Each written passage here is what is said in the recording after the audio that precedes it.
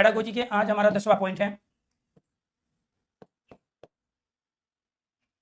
10वां point है हमारा शिक्षण विधियां। शिक्षण विधि या प्रविधि।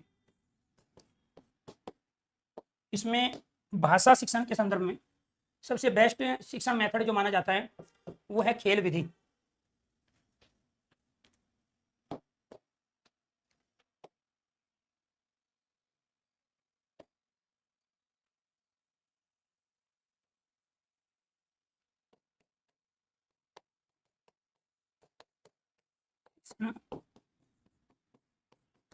विधि या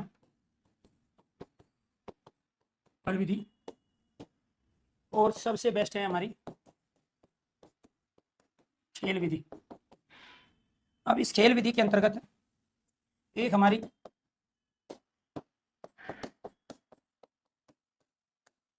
किंडन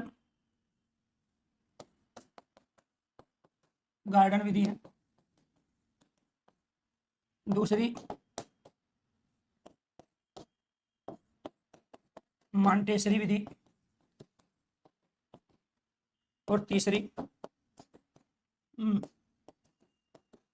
मैदानी विधि। किंडरगार्टन रोवेल के द्वारा दी गई, मॉन्टेसरी मेरिया या मारिया मॉन्टेसरी के द्वारा दी गई और मैदानी विधि हेनरी कुक के द्वारा दी गई। कोई भी विधि अपने आप में सबसे बेस्ट विधि तब मानी जाती है जब वो बच्चे को शारीरिक, मानसिक और बौद्धिक स्तर पर एक्टिव रखे और अपने आप में शारीरिक स्तर, मानसिक स्तर मतलब लेवल, और इसमें खेल विधि सबसे महत्वपूर्ण मानी गई। अगर मेरी आवाज़ आप तक क्लियर पहुंच रही है या ऑडियो वीडियो दोनों चीज़ क्लियर है, आप में से एक बार कुछ स्टूडेंट ओके कीजिए, यस कीजिए। बाकी टीचरों की तरह आज मेरा भी शेड्यूल ऑफ कर दिया गया था, लेकिन चूंकि मैं आज पटना नहीं गया तो कुछ फैमिली फंक्शन था वो भी अटेंड करना था और आप लोगों की क्लास भी लेनी थी, तो इस वजह से ये क्लास अभी लगवाई गई। तो यहाँ पर शिक्षण विधि या प्रविधियों में सबसे बेस्ट भाषा शिक्षण की जब हम बात करते हैं, ध्यान रहे जब मैं पेडागोजी पढ़ा रहा हूँ तो बार बार आपको याद दिला रहा हूँ कि मैं आपको हिंदी और संस्कृत दोनों की पेडागोजी एक साथ करा रहा हूँ। और हिंदी और संस्कृत दोनों भाषा है, इसका मतलब ये भाषा की पेडागोजी है। यानी कि अगर आपको बच्चे को भाषा सिखाना है 1 to 5, 6 to 8 प्राइमरी और अपर प्राइमरी लेवल के बच्चे को, तो अगर आप किसी मेथड का प्रयोग कर सकते हैं तो अपने आप में सबसे बेस्ट मेथड यहाँ पे खेल विधि मानेंगे। इस खेल विधि के हम 3 रूप प्रयोग में लाते हैं। एक होता है किंडरगार्टन। सबसे पहले फ्रोबेल जर्मन के अपने आप में साइकोलॉजिस्ट हुए, इन्होंने कहा कि बच्चों को किताबों के बोझ में नहीं रहना चाहिए, उनको जो उनके खेल खिलौने होते हैं उन्हीं के माध्यम से हम उनके पाठ्यक्रम की संरचना, उनके प्रारूप को तय करेंगे और खेल खिलौने के माध्यम से खेल खेल में ही बच्चे को पढ़ाएंगे। इन्होंने बहुत सारे कागजों से, गत्तों से, बहुत सारे लकड़ी के खिलौने, प्लास्टिक के खिलौने, पत्थर के खिलौनों का प्रयोग किया। कुछ खिलौने उनमें कलरफुल भी थे। इन्होंने आकृतियों का प्रयोग किया तमाम इन पदार्थों से, चाहे वो कागज का हो, लकड़ी का हो, प्लास्टिक का हो, लोहे का हो या फिर वो पत्थर का हो। तो उनके माध्यम से उन्होंने उनके पाठ्यक्रम के प्रारूप को जो है डिजाइन किया और उसी के माध्यम से बच्चा जब स्कूल में जाता था तो बिना किताब के बच्चा जाता था। नोटबुक उसके पास रहती थी लेकिन किताबों के रूप में उसके पास सिलेबस नहीं था, क्योंकि उसका सिलेबस वहाँ उद्यान विधि भी हम इसको कहते हैं, बगीचा विधि भी ये कहलाती है। तो वहाँ उसको उस बगीचे में, उस उद्यान में, उस प्ले स्कूल के अंतर्गत ये तमाम खेल खिलौने मिलते थे और उन्हीं के माध्यम से बच्चे को सिखाया जाता था। ये आपको ध्यान रखना है। इसके बाद दूसरी जो विधि आई, इनमें इन्होंने कहा कि बच्चों के जो परीक्षाएं हैं वो भी आप सामूहिक रूप से लो, ना कि इंडिविजुअल एक एक करके। एक इनका था कि किताबों के बिना भी हम बच्चे के प्रारूप को, पाठ्यक्रम के प्रारूप को डिजाइन कर सकते हैं और उसके माध्यम से हम ज्यादा अचीवमेंट हासिल कर सकते हैं। लेकिन किंडरगार्टन विधि ज्यादातर प्ले वे मेथड जो होता है उसमें कारगर साबित हुई। 1 to 5 में हमने बहुत सारी क्लासों में, बहुत सारे सब्जेक्ट में इसका प्रयोग किया, वहाँ पे भी सक्सेस रहे। मॉन्टेसरी ये कहने लगी कि जो प्ले वे मेथड है, किंडरगार्टन जो विधि बताई गई, वो पर्टिकुलर छोटे बच्चों के लिए प्रयोग में लाई जा सकती है, वहाँ पे वो कारगर है। लेकिन हर समय बच्चा खिलौने से नहीं खेलता। जब आप छोटे थे 5 साल तक तो आपने खूब खिलौने से जो है घर पे, घर से बाहर बहुत सारी चीज़ों को सीखा है और खेला है। लेकिन 5 साल के बाद धीरे धीरे खिलौने से आपकी रुचि नहीं रही और जब आप बड़े हो गए तो आप आज बिल्कुल भी छोटी छोटी बस और स्कूटर और बाकी तमाम जो चीज़ें होती है खेल खिलौने वाली, वो आप पसंद नहीं करते हो। और हमने ये भी देखा है कि 6 क्लास तक जाते जाते बच्चों का खेल खिलौने से मोह भंग हो जाता है। और फिर मेरी मॉन्टेसरी ने कहा कि किताबें जरूरी है, बच्चों के पहले से बच्चे के मानसिक स्तर, उसकी एज को, उसके क्लास वर्क को, उसकी क्षमता योग्यता को पहचान कर हमें एक सिलेबस निर्धारण करना पड़ेगा। पुस्तकों की आवश्यकता होगी और उन पुस्तकों में बाल बोधगम्य शैली में हमें चीज़ों को रखना है, ये मेरी मॉन्टेसरी का कहना है। लेकिन उन किताबों को हमें वैसे पुराने ट्रेंड पे नहीं पढ़ाना, जैसे प्राचीन काल में उपदेश मेथड, प्रवचन विधि, कथा वाचन के माध्यम से चीजों को पढ़ाया जाता था। उन्होंने कहा कि हम इसको भी खेल के माध्यम से ही पढ़ाएंगे किताबों को। जैसे कोई महात्मा गांधी का चैप्टर आ गया किसी किताब में, या किसी त्योहार का कोई चैप्टर आ गया, या सौरमंडल का कोई चैप्टर आ गया, या पर्यावरण से जुड़ा हुआ कोई चैप्टर आ गया, तो आप बच्चों से उस चैप्टर से संबंधित 5-5 कार्ड बनवाइए और उन कार्ड पे क्वेश्चन और उनके आंसर लिखिए, और फिर वो कार्ड सारे इकट्ठे कीजिए और फिर सारी क्लास में उन कार्डों के माध्यम से बच्चों को आप खेलवाइए। यानी कि जो कार्ड सबसे पहले आएगा, जो पहले बच्चा बैठा है उससे क्वेश्चन पूछिए, कार्ड को मिक्स करके, फिर दूसरा बच्चा, तीसरा बच्चा, जो क्वेश्चन का आंसर दे रहा है उनको +1 नंबर, जो क्वेश्चन का आंसर नहीं दे रहा है वो हो गया राउंड से बाहर। तो इस तरीके से जो बच्चा वर्बली उस तरीके से हम पढ़ाते थे अपने पुराने मेथड से, अब बच्चे के अंदर रुचि हम उत्पन्न नहीं कर पाए, या कोई शरारती बच्चा है, संवेगात्मक रूप से अस्थिर बच्चा है, कोई ज्यादा देर तक अपने आप को क्लास के अंदर एकाग्र नहीं रख पाता है, कॉन्सेंट्रेशन नहीं बना पाता है, तो कार्ड के माध्यम से जब हम पढ़ाएंगे उस चैप्टर को, तो जिंदगी भर के लिए वो सारी क्लास सारे बच्चों को वो याद रहेगा। ये कहना था मेरिया मॉन्टेसरी का। इसके बाद हेनरी कुक आए, वो बोले कि ये तो बात ठीक थी, फ्रोबेल ने कहा वो प्राइमरी लेवल तक की चीजें सही थी, उसके बाद बच्चा खिलौने से कब तक सीखेगा। इस मेरिया मॉन्टेसरी की बात बिल्कुल सही थी कि ठीक है, पाठ्यक्रम को आप कार्डों के माध्यम से रखिए और बच्चों को खेल विधि के माध्यम से उसको कंप्लीट करा दीजिए। इसके साथ हेनरी कुक बोले कि इसमें शारीरिक तो कोई एफर्ट्स है ही नहीं, ये तो बौद्धिक और मानसिक लेवल पे कार्य कर रहे हैं, और बच्चे का विकास है, ऑल ओवर पर्सनैलिटी उसकी तब डेवलप होगी जब बच्चे का शारीरिक, मानसिक और बौद्धिक विकास होगा। तो हेनरी कुक ने इन दोनों पे ऑब्जेक्शन किया कि इसमें बच्चा फिजिकल इन्वॉल्वमेंट है ही नहीं, किंडरगार्टन विधि में, मेरिया मॉन्टेसरी विधि में। आखिरकार बच्चे की जो एज है 1 to 5 का बच्चा है, 6 to 8 का जो बच्चा है, उसको तो उस समय शारीरिक विकास की चल रही है, और जब तक आप उस बच्चे को खिलाओगे नहीं, उसकी मांसपेशियां कैसे मजबूत होगी। तो ये कहना किसका था, यहाँ पे हेनरी कुक का। तो इन्होंने कहा कि जितना जरूरी क्लास के अंदर बच्चे का परफॉर्मेंस है, उतना ही जरूरी खेल के मैदान पे भी बच्चे का स्किल डेवलप करना है। तो इसलिए उन्होंने फिर उन खेलों की याद दिलाई जो क्रिकेट के रूप में थे, फुटबॉल के रूप में थे, कबड्डी के रूप में थे, खो खो के रूप में थे, जो दौड़ के रनिंग के रूप में थे, जो हाई जंप और लॉन्ग जंप के रूप में थे। तो ये सारी हेनरी कुक की देन रही। ठीक है, तो इसी वजह से इसको मैदानी विधि कहा गया, क्योंकि आप इसको क्लास के अंदर नहीं कर सकते, आप इसको खेल के मैदान में करोगे। तो कुल मिला के बात ये होगी कि बच्चे का शारीरिक, मानसिक और बौद्धिक विकास करना है, अगर आपको ऑल ओवर पर्सनालिटी डेवलपमेंट करना है, तो इसी वजह से यहाँ खेल विधि अपने आप में सबसे बेस्ट विधि मानी गई, क्योंकि ये शारीरिक, मानसिक और बौद्धिक तीनों स्तर पर एक साथ काम करती है। इसके साथ जब भी कोई चीज आए कि बच्चा अधिगम कैसे करेगा, और वहां नीचे ऑप्शंस में कुछ मेथड्स दिए होंगे, अगर उन मेथड्स में कोई एक खेल विधि की चर्चा हो रही है, या उसमें फ्रोबेल की, मेरिया मॉन्टेसरी की, या हेनरी कुक या मैदानी विधि की चर्चा हो रही है, तो किसी भी क्वेश्चन का राइट आंसर बनेगा, क्योंकि किसी भी बच्चे को भाषा का अधिगम और भाषा का विकास कराने के लिए सबसे ज्यादा जरूरी होता है खेल विधि। तो खेल विधि नेतृत्व की क्षमता विकसित करती है, खेल विधि शब्द भंडार में भी वृद्धि करती है, क्योंकि जब बच्चे समूह में खेलते हैं तो आपस में उनका कम्युनिकेशन होता है, और खेल विधि शारीरिक, मानसिक और बौद्धिक स्तर को बढ़ाने में सबसे ज्यादा कारगर, और खेल विधि में बच्चे बिना प्रेशर के आनंद भी लेते हैं, इसलिए सबसे बेस्ट विधि मानी गई। इसके बाद दूसरी जो विधि आती है वो है आपकी कहानी विधि। वो क्या है, कहानी विधि, जिसको हम स्टोरी मेथड कहते हैं। भाषा के शिक्षण में कहानी विधि का अपने आप में बहुत बड़ा रोल है। इस कहानी विधि को आपको ध्यान रखना है, यहाँ पर जो है बच्चे के अंदर रुचि को उत्पन्न करने में सबसे ज्यादा कारगर है। ठीक है, ये क्या है, रुचि उत्पन्न करने में। दूसरा,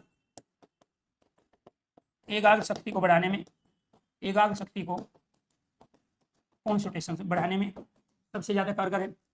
और तीसरा, मनोरंजन करने में, मनोरंजन करने में, मनोरंजन करने में। और फोर्थ, प्राणी के प्रति, प्राणियों के प्रति, प्राणियों के प्रति सहानुभूति व दया का भाव, दया का भाव विकसित करने में, दया का भाव विकसित करने में ये सबसे ज्यादा कारगर होती है। और दूसरा क्या है, फ्रीडम है, बच्चों को स्वतंत्रता देती है, बच्चों को स्वतंत्रता प्रदान करने। तो इसमें बच्चा शारीरिक, मानसिक, बौद्धिक तीनों ही प्रकार की क्रिया करेगा। तो कई बार ये क्वेश्चन आता है कि बच्चे की भाषा में रुचि नहीं है, या एक इस क्लास का बच्चा है, या इस एज ग्रुप का बच्चा है, या संवेगात्मक रूप से स्थिर बच्चा है, या उसको किसी भी तरह का डिसऑर्डर है, तो आप उसको भाषा के शिक्षण करते समय निम्नलिखित में से किस पे सबसे ज्यादा जोर दोगे। तो आपको ध्यान रखना है, तो सबसे ज्यादा जरूरी है किसी भी बच्चे को भाषा का अधिगम कराने के लिए, भाषा विकास के लिए, या लर्निंग किसी भी तरह की उसके डिसेबिलिटी को दूर करने के लिए, सबसे पहले हमें उस बच्चे को उस विषय में रुचि उत्पन्न करानी पड़ती है। तो सबसे ज्यादा रुचि अथवा इंटरेस्ट पैदा करने में कहानी विधि अपने आप में सबसे ज्यादा कारगर है। कहानी विधि के अंतर्गत हम बहुत सारे पशु पक्षियों को पात्र बनाते हैं, उन्हीं के माध्यम से बच्चों को हम नैतिक शिक्षा अर्थात लोकतांत्रिक मूल्यों को विकसित करते हैं। इसके साथ एकाग्र शक्ति को बढ़ाने में, क्योंकि इसमें बच्चे को कुछ नहीं करना होता है, केवल ध्यान से चीजों को सुनना होता है, इसलिए लंबे समय तक बच्चा इसमें एकाग्र शक्ति को बनाए रखता है। मनोरंजन भी बच्चे का साथ के साथ होता है, क्योंकि बच्चा बीच बीच में क्वेश्चन आंसर भी इसके अंदर कर लेता है। ठीक है, तो उसमें फिर उत्तरोत्तर आगे कहानी में क्या हुआ तो उसकी जिज्ञासा और बढ़ती जाती है, जिससे मनोरंजन के साथ साथ एकाग्र शक्ति, जिज्ञासा और रुचि उत्पन्न होती है। प्राणियों के प्रति सहानुभूति और दया का भाव इसलिए है क्योंकि इसमें बहुत सारी जो कहानियां होती है उनमें पशु पक्षी होते हैं, इंसान होते हैं, तो इंसानों के प्रति, पशु पक्षियों के प्रति बच्चे के अंदर कहीं ना कहीं सिंपैथी और मर्सी का भाव जागृत होता है, क्योंकि पात्र उसमें ज्यादातर पशु और पक्षी ही होते हैं। कहानी में बच्चों को स्वतंत्रता प्रदान करने में अपने आप में सबसे ज्यादा फ्रीडम अगर किसी विधि में, मेथड में मिलता है बच्चे को, वो तो किसमें है? कहानी विधि में। इसीलिए जिज्ञासा को उत्पन्न करने में, रुचि को उत्पन्न करने में इस विधि का अपने आप में सबसे बड़ा रोल है। इसलिए भाषा शिक्षण में दूसरे नंबर पर सबसे बेस्ट विधि आती है कहानी विधि। अब मान के चलो उसने खेल विधि नहीं दी है, अब वो कह रहा है कि भाषा का अधिगम, भाषा का विकास निम्नलिखित में से किससे होगा, तो जरूरी नहीं वो विधि का प्रयोग करे। आपको पता चलेगा जो ऑप्शन उसने 4 दिए हैं उनमें से एक ऑप्शन कहानी विधि की बात कर रहा है, यानी कि कोई एक ऐसी एक्टिविटी है, कोई ऐसे क्रियाकलाप हम करा रहे हैं जिसमें हमने यहाँ पर स्टोरी मेथड का प्रयोग किया है, तो वही उस बच्चे को अधिगम और भाषा के विकास की ओर सबसे कम समय में सबसे बेहतरीन तरीके से ले जाएगा। इसलिए दूसरे नंबर पर क्या है? आपका कहानी विधि। तो यहाँ ध्यान रखना है, रुचि और जिज्ञासा उत्पन्न करने में, याद शक्ति को बढ़ाने में, मनोरंजन करने में, प्राणियों के प्रति सहानुभूति, दया को विकसित करने में और बच्चों को सबसे ज्यादा स्वतंत्रता प्रदान करने में कहानी विधि का एक बड़ा रोल होता है। इसके बाद तीसरी जो विधि होती है वो है हमारी योजना विधि, इसको हम प्रोजेक्ट मेथड कहते हैं। इसी का ही दूसरा नाम परियोजना विधि भी होता है, परियोजना विधि। इसी को ही हम परियोजना विधि भी कहते हैं, इसी को ही हम प्रोजेक्ट मेथड भी कहते हैं। क्या कहते हैं? Project method. ठीक है जी, ये आपको जरा प्रोजेक्ट विधि। तो अपने आप में इसमें 2 व्यक्तियों ने काम किया योजना परियोजना विधि में। एक थे जॉन डेवी और दूसरे व्यक्ति थे किलपेट्रिक। जिसके जो जनक माने जाते हैं योजना विधि के, वो जनक माने जाते हैं जॉन डेवी, और इसको जो विकास किया, इसको जो विकसित किया, ठीक है, वो किया है किलपेट्रिक ने। किलपेट्रिक जॉन डेवी के शिष्य थे। इन्होंने इस विधि को विकसित करने में अर्थात इसको विकास में एक बड़ी भूमिका निभाई। सबसे पहले इस दुनिया में इस विधि को जो लेके आए उनका नाम था जॉन डेवी। उन्होंने ये कहा कि योजना विधि के अंतर्गत जो बच्चा प्रोजेक्ट बनाता है, जिसको आप असाइनमेंट भी कहते हैं, हम बच्चे को असाइनमेंट देते हैं, तो उस असाइनमेंट में पहले हमने वो चैप्टर पढ़ाया है और फिर हम कहीं ना कहीं बच्चे को कह रहे हैं अब इस पार्ट का सार आपको लिख कर लेके आना है या इस पार्ट का कंक्लूजन निकालना है। तो जब बच्चे को एक बार चीज हमने पढ़ा दी है तो उसके बाद बच्चा क्या करता है? अपने तरीके से चीजों को लेता है और उसमें उसका शारीरिक, मानसिक और बौद्धिक इन्वॉल्वमेंट होता है। यानी कि बच्चा अगर आपको असाइनमेंट बना के दे रहा है तो उसका फिजिकली मूवमेंट भी है, क्योंकि आपने उसको पहले से पढ़ाया है, तो कहीं ना कहीं उसको प्रीवियस नॉलेज भी है चीजों की, वही अपने आप में बौद्धिक क्रिया को प्रदर्शित करता है। इसके बाद वो अपने प्रोजेक्ट को बाकी बच्चों से ज्यादा अच्छा प्रोजेक्ट बनाने के लिए उसमें अपनी मानसिक क्रियाओं का प्रयोग करता है। यानी कि कहीं ना कहीं जो भी आपने उसको टॉपिक दिया है, उस टॉपिक को बेहतरीन ढंग से अगर वो लिख के लाता है, अब उसमें बहुत सारी चीजों को पॉइंटों में, पैराग्राफ के रूप में रखता है, तो इसका मतलब है कि वो मानसिक क्रिया भी कर रहा है। तो यानी कि योजना, परियोजना, परियोजना, ये सारी एक ही बात है। इसको हम प्रोजेक्ट मेथड भी कहते हैं। ठीक है, जनक इसके जॉन डेवी है, विकास किया किलपेट्रिक ने। तो तीसरे नंबर पे सबसे बेस्ट विधि है भाषा अधिगम के लिए, इसके साथ साथ भाषा की दक्षता को विकसित करने के लिए योजना और परियोजना विधि। इसके बाद एक फोर्थ विधि है, उसको हम कहते हैं प्रश्नोत्तर विधि। क्वेश्चन विधि है, प्रश्नोत्तर विधि है। इसमें हम क्वेश्चन आंसर वो करते हैं, क्योंकि इसमें टीचर और शिक्षक दोनों का इन्वॉल्वमेंट होता है। और इस प्रश्नोत्तर विधि का ही दूसरा नाम होता है सुकराती विधि। इसी का दूसरा नाम क्या है? सुकराती विधि। सुकराती एक दार्शनिक और साइकोलॉजिस्ट और शिक्षाविद हुए। उनके सामने लोग समस्या लेके आया करते थे, पहले वो क्वेश्चन करते थे, सुकरात उसका आंसर देते थे, उनकी समस्या का समाधान करते थे। तो ऐसे ही हमने टीचिंग के अंतर्गत इसको प्रयोग में लाए। ठीक है, हमने पाठ पढ़ाया, पाठ पढ़ाने के बाद बच्चों से क्वेश्चन आंसर करने लगे, ताकि हमें पता चले कि बच्चे ने कितना अचीवमेंट हासिल किया है, या बच्चे को जो समस्याएं, दिक्कतें हैं वो कहाँ पर हैं, हम इस विधि के माध्यम से पता कर लेते हैं। जो बच्चा जिज्ञासु प्रवृत्ति का होता है वो भी अपने क्वेश्चनों के माध्यम से टीचर से कुछ नई अवधारणाओं को विकसित करता है। इसलिए फोर्थ नंबर पर जो है प्रश्नोत्तर विधि अपने आप में भाषा अधिगम और भाषा की दक्षता विकास के लिए सबसे ज्यादा बेस्ट मानी गई। इसके बाद यहाँ पर जो 5वीं विधि है वो है हमारी आगमन और निगमन विधि। मैं इधर लिख लेता हूँ। 5वीं विधि है हमारी आगमन विधि। आगमन विधि अपने आप में यहाँ पर ये जो मानी जाती है, एक तो गणित के लिए, मैथ के लिए, और दूसरी व्याकरण के लिए। भाषा में एक सेक्शन क्या होता है? व्याकरण का होता है। गणित और व्याकरण की सर्वश्रेष्ठ विधि है, गणित और व्याकरण की सर्वश्रेष्ठ ये विधि मानी जाती है। आपको कोई प्रकरण टॉपिक देगा, व्याकरण का, संधि समास दे दिया, वाक्य दे दिया, ये कोई भी टॉपिक दिया उसने कि उसको पढ़ाने के लिए सबसे बेस्ट मेथड क्या है, तो आपके अनुसार क्या होना चाहिए? आगमन विधि। क्योंकि आगमन विधि व्याकरण के हमारे जितने टॉपिक है, चाहे संधि हो, समास हो, उपसर्ग हो, प्रत्यय हो, उनको समझाने में, बच्चों तक पहुंचाने में सबसे ज्यादा बेस्ट है। उसका रीजन ये है कि व्याकरण विधि में हम पहले उदाहरणों का प्रयोग करते हैं। उदाहरण प्रस्तुत करके नियमों का निर्धारण होता है। उदाहरण प्रस्तुत करके नियमों का निर्धारण किया जाता है। ये आपको ध्यान रखना है। इसके बाद दूसरी जो विधि है हमारी, वो 6th विधि है निगमन विधि। निगमन विधि के अंतर्गत हम जो प्रयोग में लाते हैं, पहले नियम का प्रयोग करते हैं, परिभाषाओं का प्रयोग करते हैं, नियम परिभाषा, सिद्धांत के माध्यम से अवधारणा को विकसित करना। अवधारणा यानी कि कॉन्सेप्ट को, अवधारणा को पहले नियम परिभाषा सिद्धांत के माध्यम से, अवधारणा को विकसित करना। न से नियम है और न से निगमन, ये ध्यान रखना, बहुत सारे बच्चे इसमें गलती करते हैं। यहाँ पे क्या लिखा हुआ है नहीं, और यहाँ पे क्या है नियम में। तो न से निगमन है और न से नियम। नियम का मतलब परिभाषाएं हैं अर्थात सिद्धांत है। तो जब आप पहले थ्योरी के रूप में बच्चे को चीजें बताते हो और उसके बाद फिर बच्चे से एग्जाम्पल लेते हो, इसका मतलब आपने निगमन विधि का प्रयोग किया, निगमन से आगमन। और जब आप पहले एग्जाम्पल देते हो फिर बच्चे से थ्योरी बनवाते हो, डेफिनेशन बनवाते हो, नियम बनाते हो, तो आपने आगमन विधि का प्रयोग किया। दोनों का ही प्रयोग व्याकरण में होता है, लेकिन व्याकरण और गणित के अंतर्गत सबसे बेहतरीन जो विधि मानी जाती है वो क्या है, आपकी आगमन विधि। ठीक है। इसके बाद आगमन और निगमन, निगमन और आगमन, इन दोनों में क्या होता है, जब वो आगमन से निगमन कह रहा है तो वो उदाहरण से परिभाषा की बात कर रहा है, जब वो निगमन से आगमन की बात कर रहा है तो परिभाषा से उदाहरण की बात कर रहा है। क्योंकि कहीं ना कहीं हिंदी के जो अलग अलग सेक्शन होते हैं, अलग अलग विधाएं होती हैं, तो उसके अंतर्गत जैसे 6 to 8 के अंतर्गत हम बच्चे को कहानी विधि के माध्यम से भी पढ़ाते हैं। ठीक है, क्योंकि उसमें कहानियां होती है, ऐसे उसमें नाटक भी होता है, एकांकी भी है, उपन्यास भी है। लेकिन 1 to 5 में हम उसका प्रयोग नहीं करते। 1 to 5 में हम बच्चों को बेसिक जानकारी व्याकरण की देती है, लेकिन अलग से व्याकरण नहीं पढ़ाते। 6 to 8 में जो हमारी हिंदी की अलग तरह की विधाएं हैं, जिसमें एकांकी है, उपन्यास है, नाटक है, यात्रावर्त है, रिपोर्टाज है, उनको हम केवल बेसिक जानकारी उनको देते हैं। देखो जी, एकांकी में ये चीज होती है, नाटक के अंतर्गत ये है, कहानी के अंदर ये है। तो वो हमारे जो सामान्य और विशिष्ट उद्देश्य होते हैं उसके अंतर्गत हम उनकी चर्चा करेंगे। तो ये आगमन और निगमन विधि है। जो विधि जितनी ज्यादा बेस्ट है उसको उसी नंबर पे, उसी सीक्वेंस पे यहाँ पे रखा गया। इसके बाद 7वीं जो विधि है वो है संश्लेषण विधि, जिसका हम प्रयोग करते हैं, संश्लेषण विधि। और इस संश्लेषण विधि के अंतर्गत हम क्या करते हैं, संश्लेषण विधि में पाठ को एक इकाई मानकर जी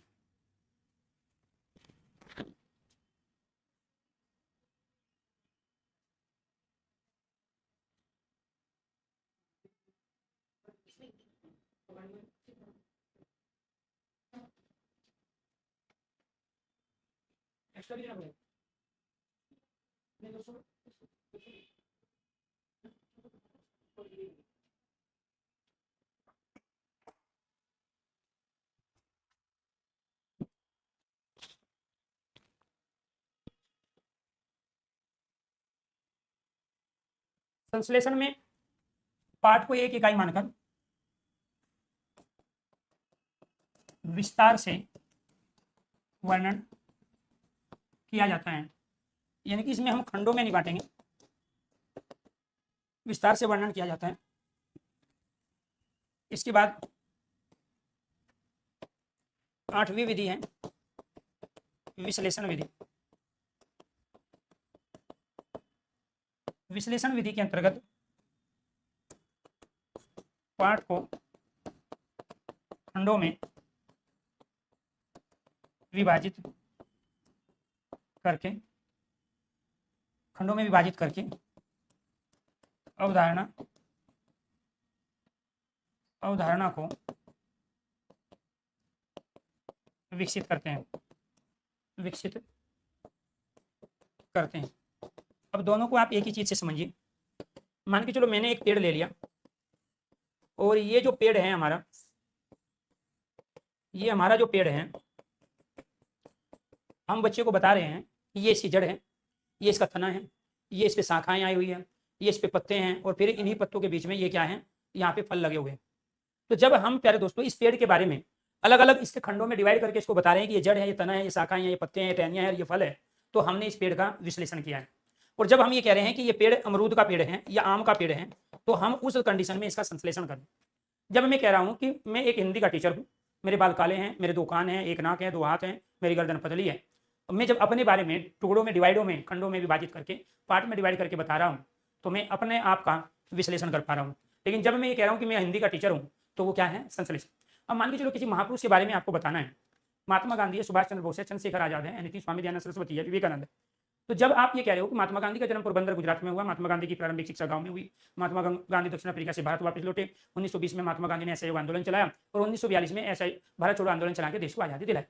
तो आपने महात्मा गांधी का क्या किया है, यहाँ पे महात्मा गांधी का विश्लेषण किया है, क्योंकि आप महात्मा गांधी के बारे में टू द पॉइंट चीजों को बता पा रहे हैं। लेकिन जब आप कह रहे हो कि महात्मा गांधी बापू कहलाते थे, उसका रीजन ये है, महात्मा गांधी देशभक्त थे, महात्मा गांधी समाज सुधारक थे, महात्मा गांधी ने बेसिक शिक्षा का कॉन्सेप्ट दिया था, तो उस समय आप संश्लेषण करें। तो जब आप गांधी का एकीकरण कर रहे हो, गांधी को कम से कम शब्दों में आप परिभाषित कर रहे हो, ठीक है, तो वो आपका संश्लेषण है। जब महात्मा गांधी के अलग अलग सेक्शंस को, अलग अलग एरिया को, अलग अलग एज ग्रुप के पार्ट को आप अलग अलग रख रहे हो, तो वो क्या कहलाता है? विश्लेषण कहलाता है। यानी कि जब मैं अपने आप को कह रहा हूं कि मैं हिंदी का टीचर हूं, तो ये मेरा हिंदी, ये मेरा संश्लेषण हुआ। और जब मैं कह रहा हूं कि मेरे सिर पे काले बाल हैं, 2 कान हैं, नाक है, 2 हाथ हैं, 2 पैर हैं, ठीक है, गर्दन है, इस तरह से अगर मैं अपने अंगों का अलग अलग वर्णन कर रहा हूं, तो वो क्या कहलाता है? विश्लेषण। आप इस पेड़ के कॉन्सेप्ट से जान सकते हैं। जब हम कह रहे हैं कि अमरूद का पेड़ है, इसके अमरूद बहुत अच्छे हैं, ये आम का पेड़ है, इस पे बहुत मीठे आम आते हैं, तो हम संश्लेषण कर रहे हैं। और जब हम कह रहे हैं कि ये इसकी जड़ है, ये इसके तना है, और ये इसकी जो है शाखाएं हैं, ये इस पे पत्ते लगे हुए हैं, और ये पत्तों के बीच में आपको फल दिखाई दे रहे हैं, तो हमने इसका क्या कर दिया? इसको खंडों में बांट दिया अलग अलग। तो ये क्या कहलाया? आपका विश्लेषण। अगर यहाँ तक सारी चीज समझ में आ गई हो, तो एक बार सारे स्टूडेंट आप ओके कीजिए, इसकी। इसके बाद एक विधि होती है हमारी खंडान्वय विधि। क्या होती है? खंडान्वय। खंडान्वय विधि। इस खंडान्वय विधि में भी कविता, गीत, पद, श्लोक, शिक्षण की सर्वश्रेष्ठ विधि। इनकी आपको कोई कविता, पोयम है, कोई गीत है, कोई भजन है, पद है, श्लोक, ठीक है, इनकी ये क्या है अपने आप में? इनकी कविता की, पद शिक्षण की अपने आप में सर्वश्रेष्ठ विधि मानी जाती है। इसमें क्या होता है? कविता की पंक्ति के शब्दों को कविता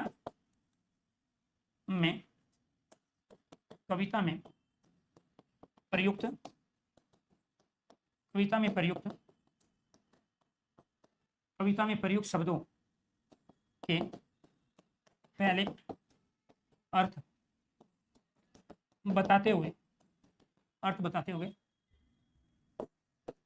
कविता पाठ किया जाता है। तो बताते हुए कविता पाठ किया जाता है। क्लियर? ये आपको ध्यान रखना। इसके बाद हमारी 10वीं विधि है दंडान्वय विधि। दंडान्वय विधि के अंतर्गत ये भी कविता शिक्षण की, कविता, गीत, पद, श्लोक शिक्षण की श्रेष्ठ विधि है। दंड कहते हैं वाक्य को।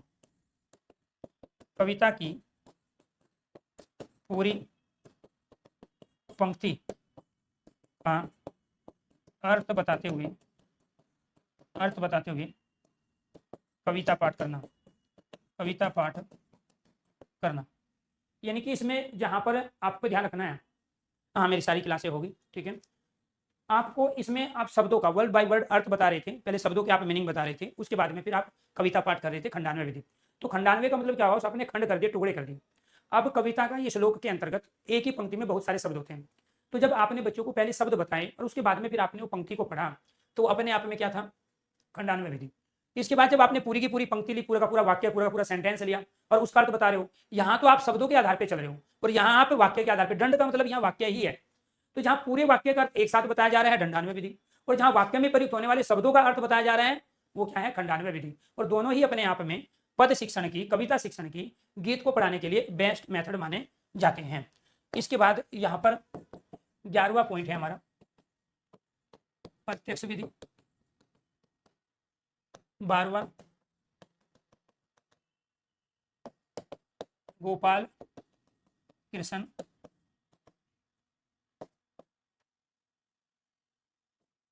भंडारकर विधि,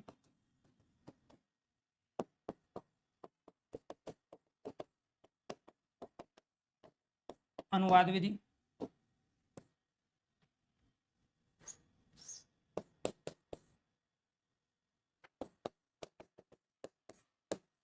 व्याख्या, प्रवचन, उपदेश विधि। कहानी को कथा कहा जाता है संस्कृत में, आपको ध्यान रखना है।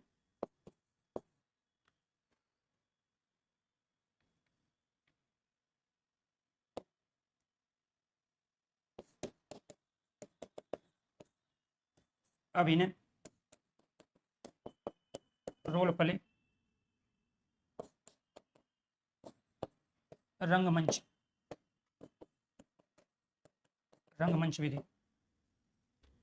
तो ये आपको ध्यान रखना है, यहाँ पर अभिनय, रोल प्ले और रंगमंच विधि। इसके अंतर्गत प्रत्यक्ष विधि के अंतर्गत आप पाठ्य पुस्तक को माध्यम बनाते हो पढ़ने का। इसमें पाठ्य पुस्तक के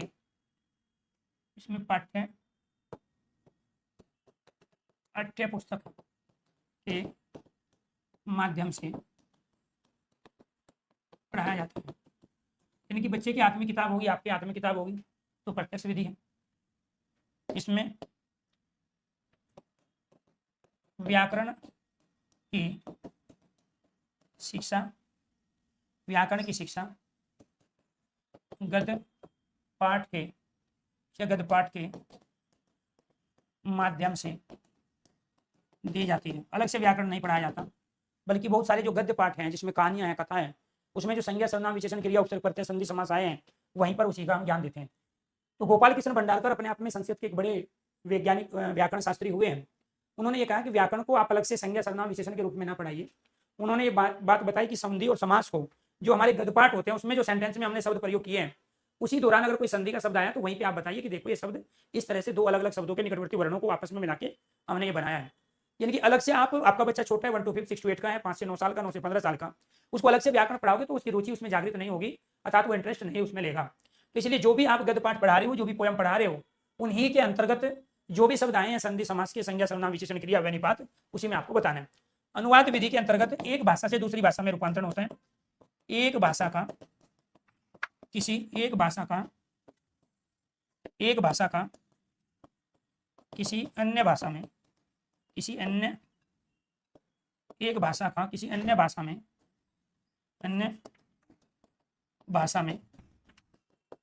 रूपांतरण। एक भाषा का किसी अन्य भाषा में रूपांतरण क्या है? अनुवाद विधि। व्याख्या, प्रवचन व उपदेश विधि, इसको हिंदी में हम लेक्चर मेथड का प्रयोग करते हैं, इंग्लिश में लेक्चर मेथड कहते हैं, हिंदी में व्याख्यान या व्याख्या विधि कहते हैं, संस्कृत में प्रवचन व उपदेश विधि कहते हैं। ये शिक्षक केंद्रित विधि है। ये क्या है? शिक्षक केंद्रित विधि है। इसमें बच्चा केवल ध्यान से सुनता है। शिक्षक केंद्रित विधि है। शिक्षक केंद्रित, टीचर का एफर्ट्स ज्यादा होता है। किसी चीज को विस्तार से बताने के लिए आपको ध्यान रखना है, इसका प्रयोग होता है। ठीक है, विषय का विस्तार से वर्णन इसके अंतर्गत किया जाता है। अब इन्हें रोल प्ले, रंगमंच विधि प्राइमरी प्राथमिक स्तर पर इसका प्रयोग नहीं होता है, लेकिन उच्च प्राथमिक स्तर पर इसका प्रयोग होता है।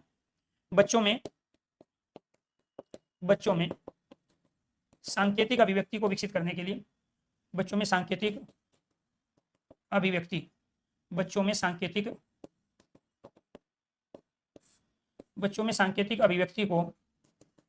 को विकसित करने के लिए, यानी कि वो बॉडी लैंग्वेज का प्रयोग भी अपना सेंटेंस के माध्यम से करे, तो वो क्या कहलाता है? हमारा अभिनय विधि।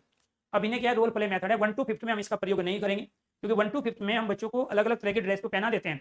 किसी को गोभी बनाया, किसी को पेड़ बनाया, किसी को भालू बनाया, किसी को शेर बनाया, लेकिन वो उस तरह के इंप्रेशन नहीं निकाल पाते, क्योंकि बच्चे अभी हमारे छोटे हैं। लेकिन 6 to 8 में जिस तरह का गाना होता है, जिस तरह की एक्टिविटी करानी होती है, ठीक है, तो उस तरह की भाव भंगिमाओं को प्रदर्शित बच्चा कर पाता है। इसलिए इस रोल प्ले मेथड को, अभिनय विधि को, रंगमंच विधि को हम 6 to 8 अर्थात उच्च प्राथमिक स्तर की कक्षाओं में प्रयोग में लाते हैं।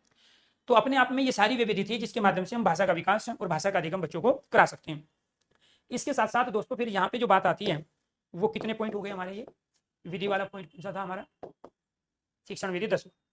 इसके बाद बात करते हैं हम 11वें पॉइंट की, और 11वां पॉइंट है हमारा वाचन। क्या है? वाचन।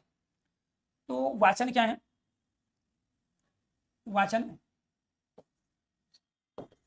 के मुख्य भेद वो होंगे 2।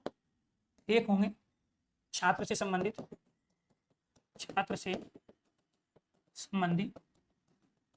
वाचन, और दूसरे हैं शिक्षक से संबंधी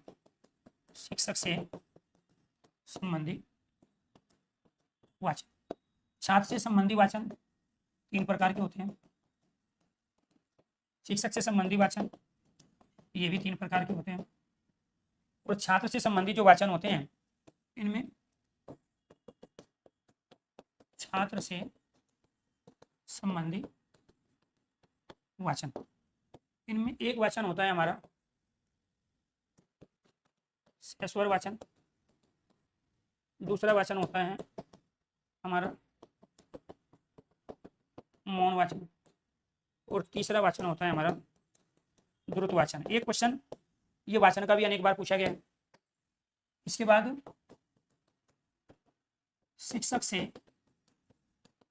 संबंधित वाचन, ये भी होते हैं 3 प्रकार के। इनमें एक होता है हमारा आदर्श वाचन, दूसरा होता है हमारा अनुवाचन, और तीसरा होता है हमारा अनुकरण वाचन। अनुकरण वाचन, तो ये हैं हमारे वाचन के भेद।